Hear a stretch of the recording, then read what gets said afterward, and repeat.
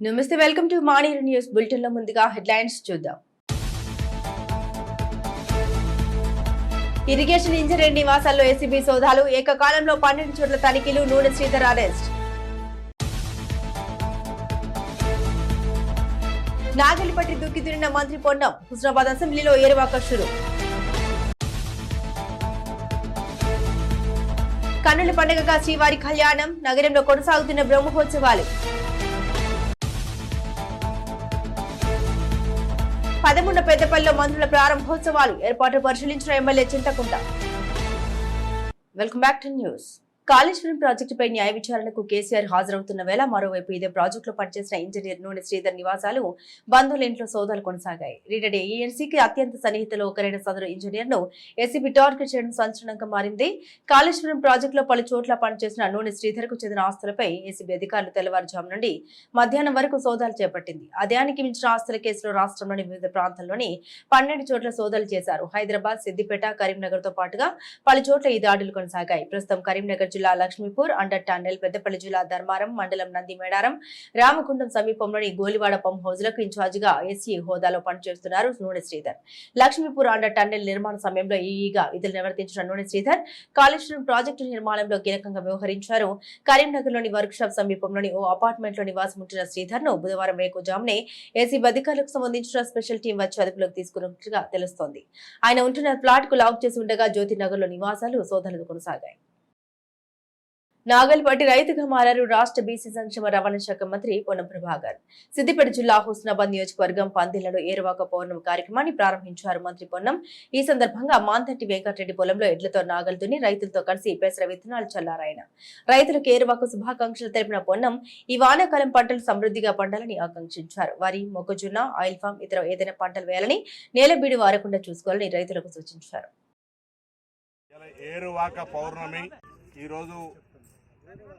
ప్రకృతి రీత్యా మొన్న 8 తారీఖు నాడు మృగశిర వచ్చినటువంటి సందర్భంగా అందరూ కూడా దున్ని విత్తనాలు వేస్తారు. ఈరోజు ఈ సందర్భంగా తెలంగాణ రైతాంగానికి అందరూ కూడా శుభాకాంక్షలు తెలియజేస్తా ఉన్నాను. నేను రైతులకు 2 చేతులు జోడించి విజ్ఞప్తి చేస్తా ఉన్నాను. తప్పకుండా ఒక గుంట కూడా బీడు లేకుండా ఆ స్థలానికి అనుగుణంగా పంటే పంటల్ని, అది మీరు మొక్కజొన్న వేస్తారా, పెసర్లు వేస్తారా, లేకపోతే ఆయిల్ ఫామ్ పెడతారా, లేకపోతే ఇంకొక రకమైనటువంటి పెడతారా, కానీ ఎక్కడ కూడా ఒక గుంట ఖాళీ జాగా లేకుండా ఏదో ఒక ఉత్పత్తికి సంబంధించి మీకున్నటువంటి చిన్న పెట్టుబడుల్లోనైనా ప్రభుత్వం ఇచ్చే సహకారంతో, వ్యక్తిగతంగానో మద్దతుతోటో స్థలాన్ని కూడా ఎక్కడ ఖాళీ జాగా బీడుబడి ఉండకుండా చూసుకోవాల్సిందే. ఈ సందర్భంగా నేను కోరుతాను. ప్రభుత్వ లక్ష్యము, ఆలోచన అది. వ్యవసాయానికి సంబంధించినటువంటి సాగునీటిని అందించే బాధ్యత, ఉచిత విద్యుత్తో పాటుగా పెట్టుబడి సహాయం ఇస్తూ పంటిన పంటలకు మద్దతు ధరతో కొనుగోలు చేస్తూ రైతాంగానికి ఇబ్బంది లేకుండా చూసేటువంటి ప్రయత్నం చేస్తూ ఉన్నాం. తెలంగాణ రాష్ట్రం ఈ దేశంలో ఉత్పత్తులను ఎగుమతి చేసే దిశగా ఎదగాలని ఆకాంక్షిస్తూ ఉన్నా. అందుకు శ్రమ రైతులది అవసరం, ప్రభుత్వ సహకారం అవసరం, ప్రకృతి యొక్క ఆశీర్వచనం అవసరం. మా కార్యాలయంలో ఒక విజ్ఞప్తి, విత్తనాలను నేనే కొనుగోలు చేసి సరఫరా చేస్తాం. కానీ ఖాళీ స్థలం కనబడకుండా ఉండే విధంగా ఏ ఊర్లో ఉన్న ఆ ఊర్లలో ఆ విధమైనటువంటి ఒక చర్యలు తీసుకోవాలని సందర్భంగా అందరూ విజ్ఞప్తి చేస్తూ మరొకసారి. ముత్యాల తలంబ్రాలు, మంగళ వాయిద్యాలు, విశేష అలంకరణలు, వేద పండితుల వేద మంత్రోచ్చరణ మధ్య వెళ్లి విరిసిన భక్తి పారవశ్యం నడుమ కరీంనగర్ లోని శ్రీ వెంకటేశ్వర స్వామి కళ్యాణం అంగరంగ వైభవంగా జరిగింది. కరీంనగర్ మంకమ్మ తోటలోని శ్రీ వెంకటేశ్వర స్వామి 15వ త్రయాధ్య బ్రహ్మోత్సవాల్లో భాగంగా స్వామివారి కళ్యాణ వేడుకగా కన్నుల పండుగగా జరిగింది.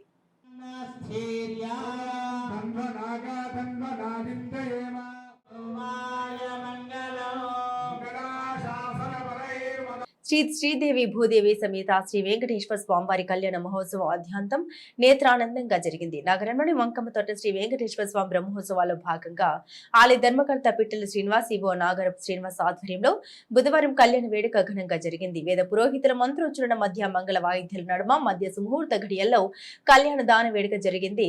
లక్ష్మీనారాయణ ధ్యానంతో, గోవింద నామస్మరణంతో ఆలయ పరిసరాలు మారుమోగాయి. వేద పండితుల కళ్యాణం యొక్క విశిష్టతను భక్తులకు వివరించారు. అన్నప్రసాద వితరణ చేపట్టారు.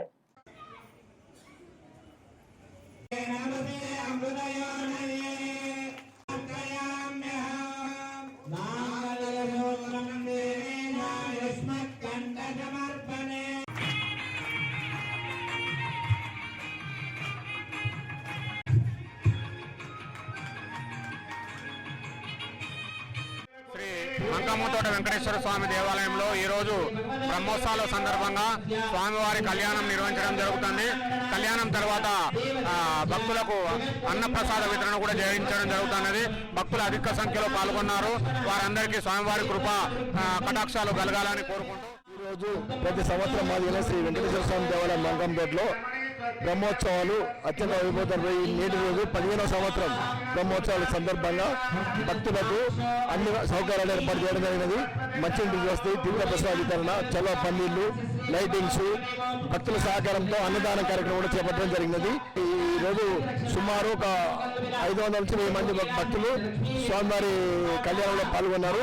వారందరికీ స్వామివారి కృపా కటాక్షాలు కలగాలని మనసారా కోరుకుంటున్నాము.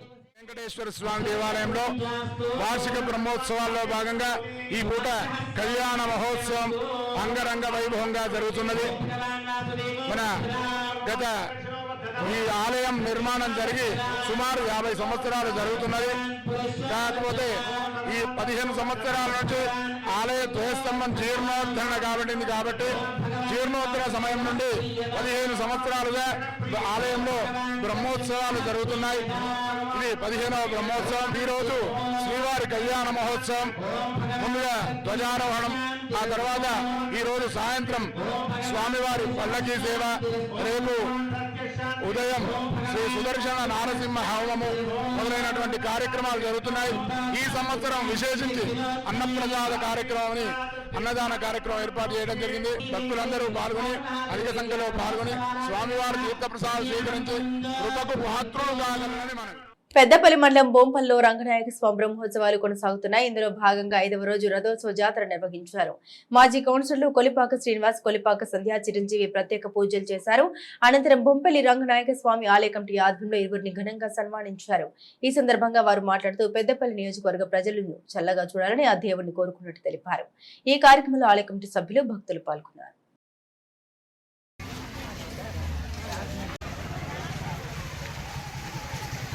శ్రీ రంగనాథ లక్ష్మీ భూదేవి సమేత స్వయంభుగా వెలిసినటువంటి ఆ స్వామివారి దశావతారాలలో మరి ఆయన ఒక అవతారంగా మరి భూమిపై నిజంగా ఆ సాక్షాత్ ఆ శ్రీ విష్ణుమూర్తినే దర్శించినంత భాగ్యం ఇక్కడ కలగడం మరి మా అందరి అదృష్టంగా భావిస్తూ ఉన్నాం.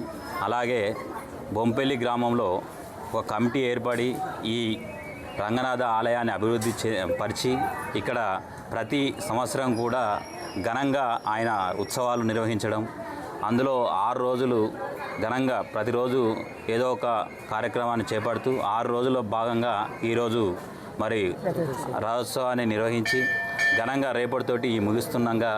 ఎందుకంటే మరి విష్ణుమూర్తి అంటేనే ఆయన దగ్గరనే లక్ష్మీదేవి ఉంటుంది కనుక మా పెద్దపల్లి నియోజకవర్గ ప్రజలందరికీ కూడా ఆ లక్ష్మీదేవిని, ఆ లక్ష్మీ కటాక్షం కలగాలి, అందరూ కూడా అధికంగా లబ్ధి పొందాలి, అందరికీ కూడా లాభదాయకంగా ప్రతి పనిలో లాభదాయకంగా ఉండాలని చెప్పేసి ఆ దీవెనలు, ఆ తల్లి దీవెనలు, తండ్రి దీవెనలు ఉండాలని చెప్పేసి కోరుకుంటూ మహిళలు అబల కాదు సభలో అనే విధంగా ఆర్థిక స్వాలంబన సాధించుకుంటూ ఉన్నతంగా ఎదగాలని జిల్లా కలెక్టర్ పమ్మిల సత్పతి అన్నారు. కరీంనగర్ జిల్లా తిమ్మాపూర్ మండల కేంద్రంలో వసుంధర మండల సంఘ భవనంలో నూతనంగా ఎన్నికైన మహిళా సంఘాల ప్రతినిధుల పదాధికారుల శిక్షణ కార్యక్రమానికి కలెక్టర్ ముఖ్య అతిథిగా హాజరయ్యారు. అనంతరం ఆమె మాట్లాడుతూ గ్రామాల్లో మహిళా సభ్యుల సమస్యల పరిష్కారానికి కృషి చేస్తామన్నారు. మహిళా సంఘాల్లో చదువుకోలేని వారు ఉంటే ఓపెన్ స్కూల్ కు దరఖాస్తు చేసుకుని చదువును కొనసాగించాలని సూచించారు. ఈ కార్యక్రమంలో ఎంపీడీఓ విజయ్ కుమార్, ఏపీఎం రామ్మోహన్ తో పాటుగా ఆయా గ్రామాల సమైక్య సంఘ అధ్యక్షులు, ఐకేపీ సిబ్బంది ఉన్నారు.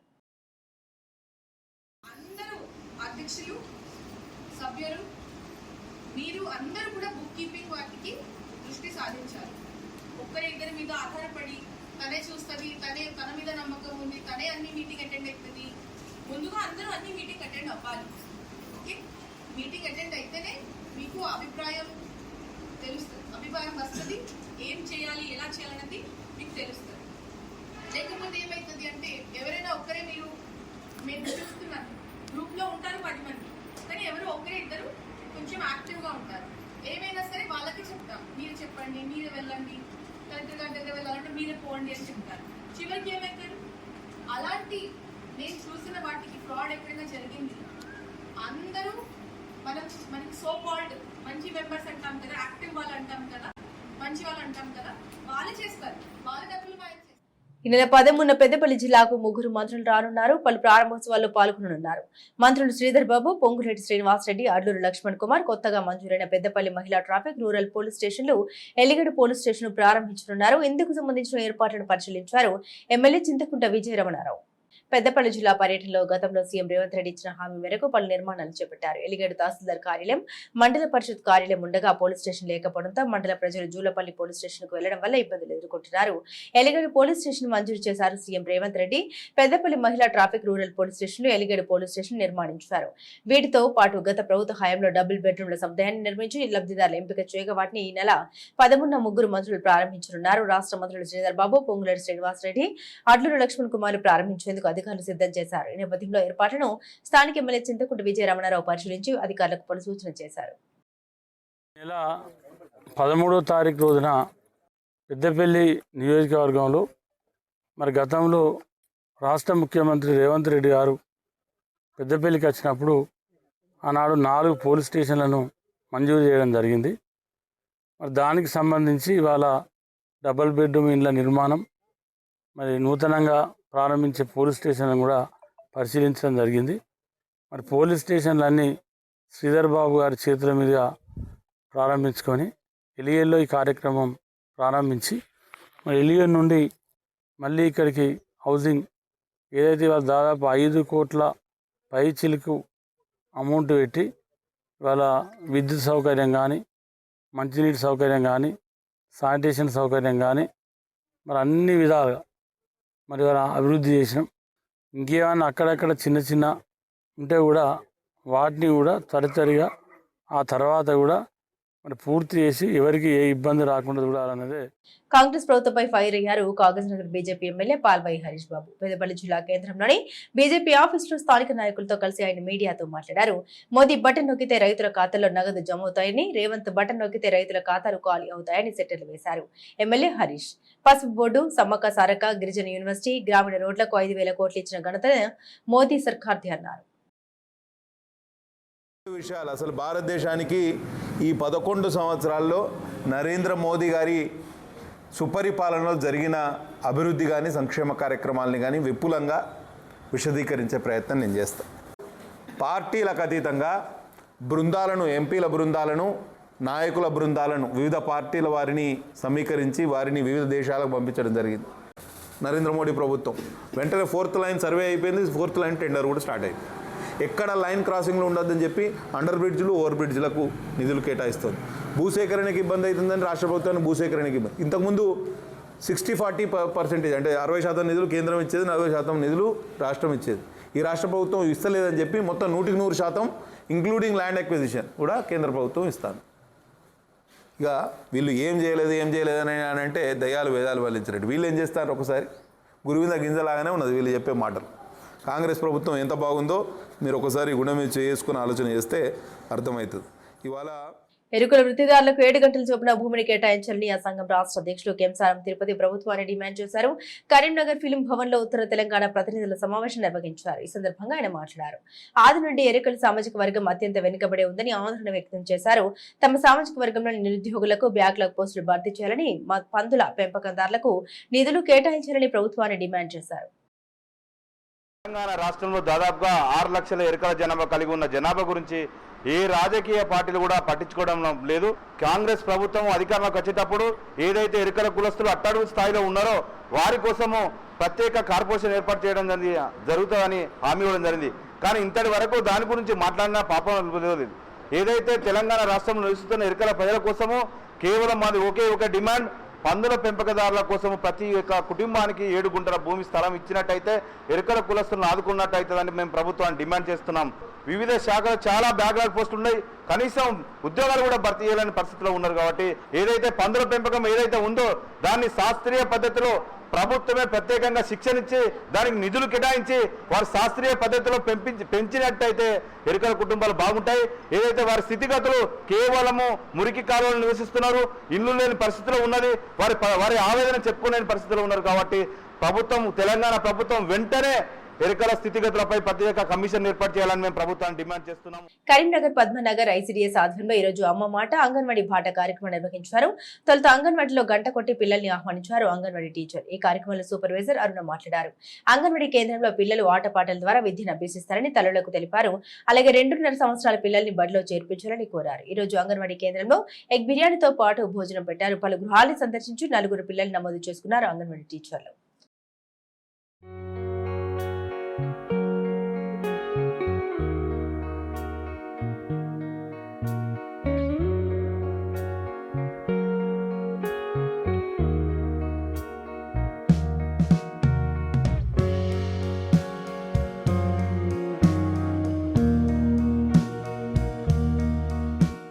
గురువారం స్కూల్ ఓపెన్ కానున్నాయి. పాఠశాలకు పరుగులు పెట్టనున్నారు పిల్లలు.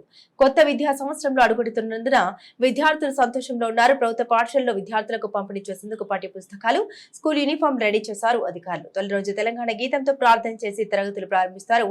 ఇప్పటికే ఆయా పాఠశాలలో ఏర్పాట్లను పరిశీలించారు విద్యాశాఖ అధికారులు.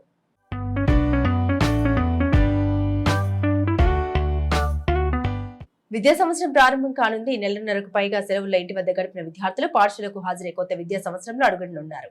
దీంతో ప్రభుత్వ ప్రైవేట్ విద్యా సంస్థల సందడి నెలకొంది. ప్రైవేట్ కు ధీటుగా ప్రభుత్వ పాఠశాలలో మౌలిక సదుపాయాలకు చర్యలు చేపట్టింది సర్కార్. కరీంనగర్ జిల్లాలో ఇప్పటికే అనేక స్కూళ్లలో అమ్మ ఆదర్శ పాఠశాల పేరుతో మౌలిక సదుపాయాలు కల్పించింది ప్రభుత్వం. దీనికి తోడుగా ఆయా ప్రభుత్వ పాఠశాలకు పాఠ్య పుస్తకాలు, స్కూల్ యూనిఫామ్లు చేరాయి. వాటిని పంపిణీ చేసేందుకు గాను సిద్ధంగా ఉంచారు ఉపాధ్యాయులు. ప్రైవేట్ కు ధీటుగా ప్రభుత్వ పాఠశాలలు ఫలితాలు సాధిస్తున్నాయి. అధునాతన సదుపాయాలు, అత్యుత్తమ విద్యను అందిస్తూ ఆదర్శంగా నిలుస్తున్నాయి ప్రభుత్వ పాఠశాలలు. పెద్దపల్లి జిల్లా సుల్తానాబాద్ మండలం సుంగ్లాపల్లి జేపీఆర్ గోదాంలో ధాన్యం లారీ దగ్ధమైంది. జేపీఆర్ గోదాంలోకి ధాన్యం తీసుకొచ్చిన లారీ షార్ట్ సర్క్యూట్ తో మంటలు చెలరేగాయి. దీంతో లారీ ముందున్న క్యాబిన్ పూర్తిగా కాలిపోయింది. లారీలో ఉన్న ధాన్యాన్ని అక్కడ ఉన్న హమాలి కార్మికులు వెంటనే దిగుమతి చేశారు. లారీ క్యాబిన్ పూర్తిగా కాలిపోయింది. అగ్నిమాపక శాఖ అధికారులు అప్రమత్తంగా వ్యవహరించడంతో ప్రాణ నష్టం వాటిల్లలేదని సుల్తానాబాద్ ఎస్ఐ శ్రవణ్ కుమార్ తెలిపారు.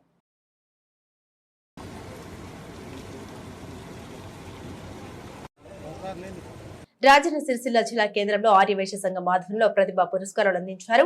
ఈ జిల్లాలోని 13 మండలాలకు చెందిన 10వ తరగతి ఇంటర్మీడియట్ ఆర్యవైశ్య ప్రతిభా విద్యార్థులకు పురస్కారాలు అందించారు. జిల్లా విద్యా కమిటీ చైర్మన్ బచ్చు అశోక్ అధ్యక్షతన జరిగిన ఈ కార్యక్రమంలో ఆర్యవైశ్య సంఘ ప్రతినిధులు పాల్గొన్నారు. భగవద్గీతలో గోల్డ్ మెడల్ సాధించిన వారికి గౌరవ అధ్యక్షులు అల్లాడి శ్రీనివాస్, ఆర్యవైశ్య సత్రం అధ్యక్షులు బుస్స శ్రీనివాసులు చేతుల మీదుగా ఘనంగా సన్మానించారు. ఈ సందర్భంగా శ్రీనివాస్ మాట్లాడారు. ఉత్తమ ఫలితాలు సాధించిన ఆర్యవైశ్య విద్యార్థులకు శుభాకాంక్షలు తెలిపారు. జిల్లాలోని గొల్లపల్లికి చెందిన రాచర్ల ఎడ్యుకేషన్ సొసైటీ వారి సహకారం అందించిన ఈ కార్యక్రమంలో జిల్లా యువజన సంఘం అధ్యక్షులు అయితా వెంకటేశం, జిల్లా మహిళా సంఘం కార్యదర్శి బుస్స సౌమ్య, వెంకటేశం, పుబ్బ నాగరాజు, గుండా చిన్న మల్లేశం, బుస్స బుచ్చిబాబు, సిద్దంశెట్టి వేణు, సిద్దంశెట్టి శ్రీనివాస్, వంగల మహేష్, విద్యా కమిటీ సభ్యులు ఎల్లంకి వెంకటేశం, సిద్దంశెట్టి శ్రీనివాస్, పప్పుల శ్రీనివాస్, అల్లంకి రాజ్ కుమార్, గంప రాజేందర్, గంప లక్ష్మీనారాయణ, కోటగిరి ఆంజనేయులు పాల్గొన్నారు.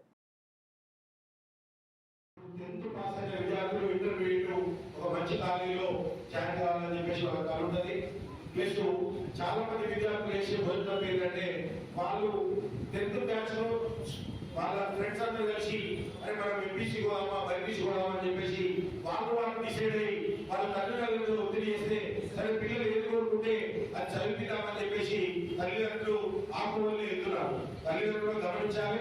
ఎందుకంటే ఒక తండ్రిగా నాకు 3 అబ్బాయిలు, నేను చేసిన మొదటి తప్పు ఏంటంటే మా అబ్బాయి బైపీసీ తీసుకుంటున్నప్పుడు నేను సంతోషంగా సరే వాడు బైపీసీ ఇంట్రెస్ట్ ఉంది కదా అని బైపీసీ పంపించాను. కానీ మన వైశ్యులకు ఈ రిజర్వేషన్ ప్రకారము ఒక ఇంటర్మీడియట్ తర్వాత ఎంసెట్ రాసినప్పుడు 5,000 రూపాయల ర్యాంక్ వస్తేనే మంచి టాప్ కాలేజీల వాసవిలో కానీ సిబిఐలో కానీ విఎన్ఆర్ విజ్ఞానులు కానీ 5,000 రూపాయల ర్యాంక్ వస్తేనే మనకు సీట్ వచ్చే అవకాశం.